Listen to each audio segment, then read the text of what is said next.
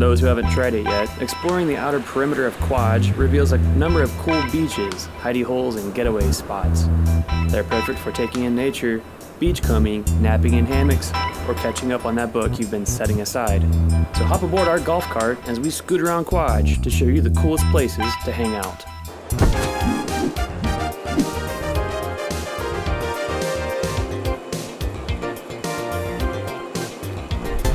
Our first stop is the most obvious. Iman Beach, or Eman Beach, or Eman Beach, whatever you call it. It's the most popular spit of sand on Kwaj. Everything from big community beach parties and can jam and bago blowouts to fireworks shows and triathlon events take place here. But wait, order now and get this quote-unquote secret add-on beach area, which really is just the north section of Iman, but kind of secluded from the southern section by a thicket of bushes and trees.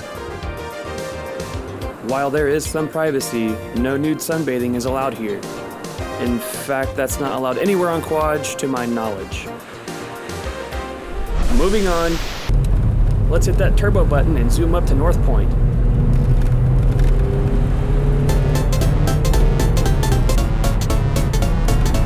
The benches sitting along the northern boundary of Kwaj are perfect for taking in sunsets. Near this one in particular is good for sighting shark pups hunting on the reef flat during low tide. Bring some binoculars out to catch the action going on at Little Bustard about a mile out. And bring a camera out during the Air Force ICBM flight test re-entries to get a different perspective.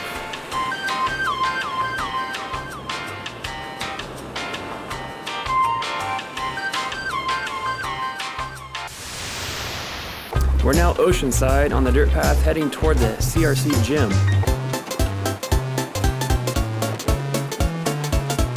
Along the way, you can stop at this little oceanside chill-out spot.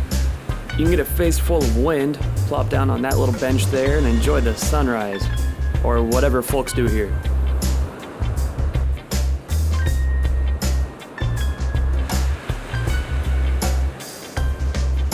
Moving on, just south of the gym is a great natural beach that opens up wide, just adjacent to this thicket of scaevola bushes and pandanus trees.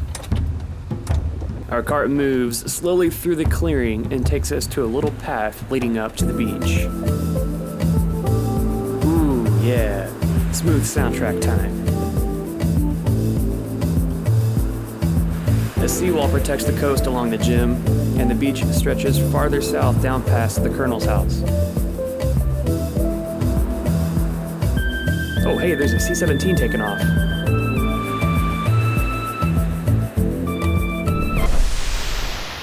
Back on our wheels, we pass the Colonel's house.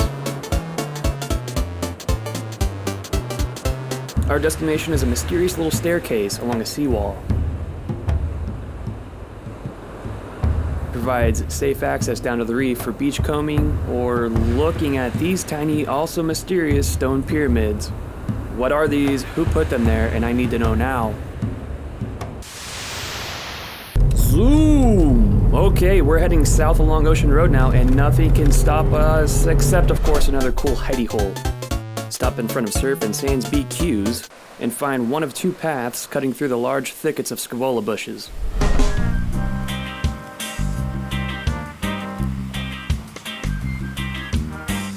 Look, it's the Pacific Ocean again.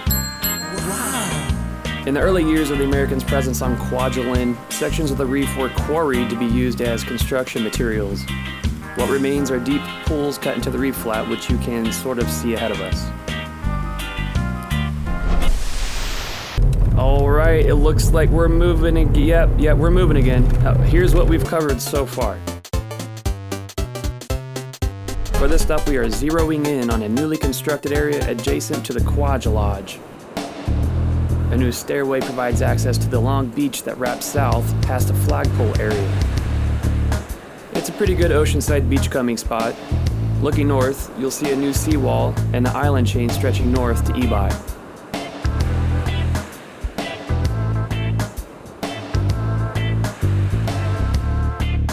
Off to the next one. And behind this eager biker we go. Does he know the Rust Man is over? We are heading south past the old air terminal and out toward the golf course. And along the way we stop at this cool beach. You'll know it for its picturesque tree. There it is.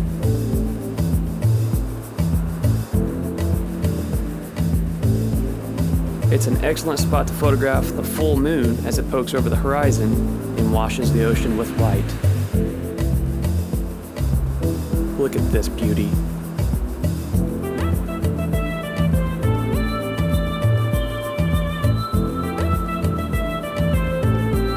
Moving on. Before we hit the golf course, it's worth taking a look at the old Camp Hamilton area. Through a stone entryway fit for a Flintstones movie set, we gain access to a clearing and a raised stone platform that looks slightly shady. I do not know what happens here.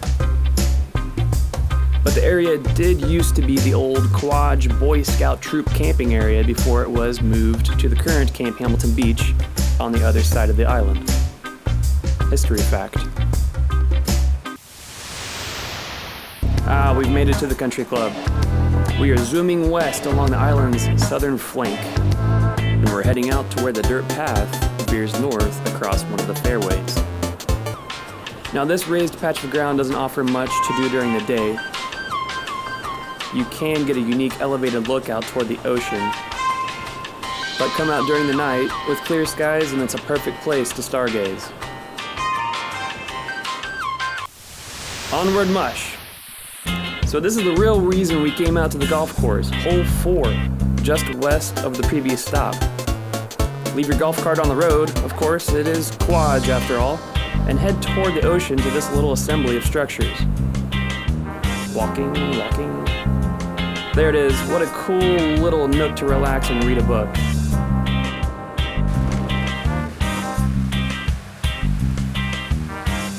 Ah, there's the ocean again.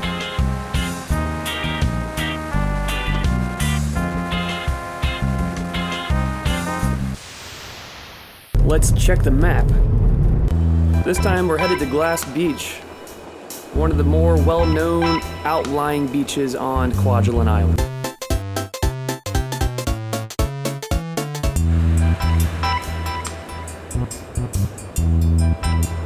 Most people access the beach near this Danger Jet Blast area sign. And there's Kwajalein. People climb onto the pillars for photo opportunities and to pretend they are totem poles. And here's what it looks like on a pretty day.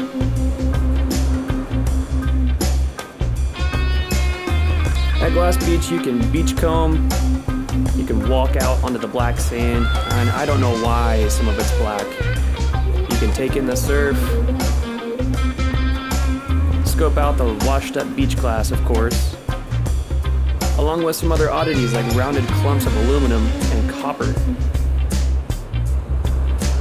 The beach, like the others on Kwajalein, is home to horned ghost crabs and an army of hermit crabs on the move, with places to go and things to do.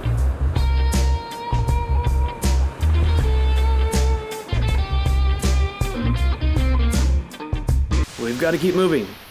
Alright, now we're really cooking now.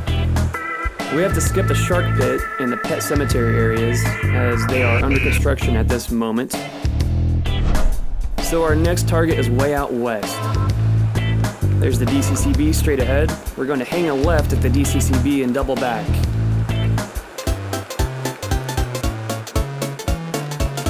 We are currently arriving at the surf deck, stop number 14.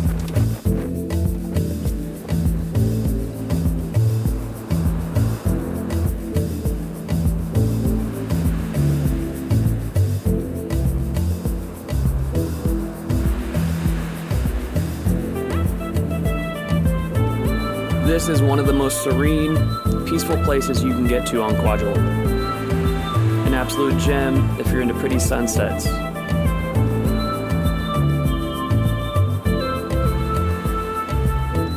Surfers use the concrete stairs to access the water safely, but it's important to remember that snorkeling, swimming, and diving are prohibited in this area.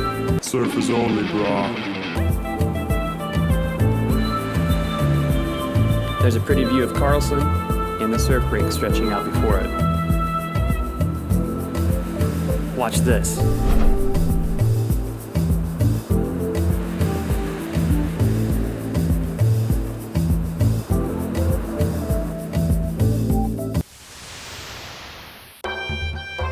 Come with us through the jungle. In this part of our safari, we're heading north along the very western tip of the island. There's Carlson again. This dirt path leads us to the very coolest beach on the island of Kwajalein. Like a zit on the island's nose, this little beach, which I call beach, protrudes off the north tip of the west side of the boomerang. Getting down to the beach does require some rock hopping and a low tide.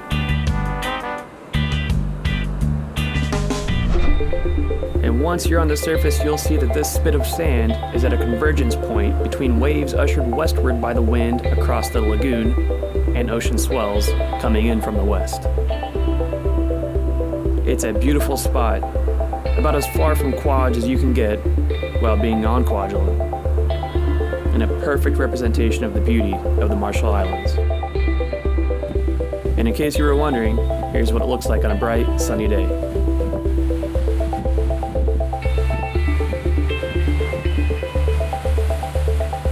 But there's weather heading our way, so let's get on board our faithful steed and head back east.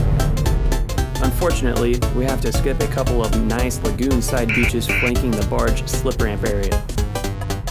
But under the cover of darkness, we can infiltrate coral sands.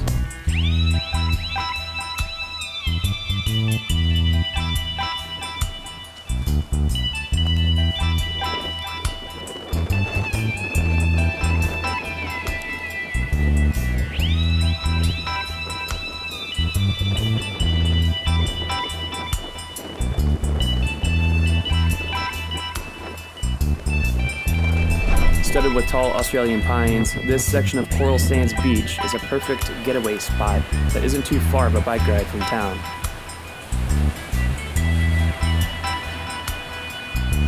Of course, this is what it looks like on a good day. Back on this trip though, we are stumbling through the Scavola under an overcast sunset that has befallen us. Kind of creepy. The last stop really should be the Kwajalein Yacht Club and the Camp Hamilton Beach area. They are easy to find. And here's what the view from the Yacht Club deck looks like on a good sunny day. So there you have it. Don't say I never did nothing for you. 17 individual beaches, hidey holes, and getaways that you can explore on Kwajalein. It's a small island, but the variety and number of these little enclaves can provide a unique outing and introduce some variety into your weekend.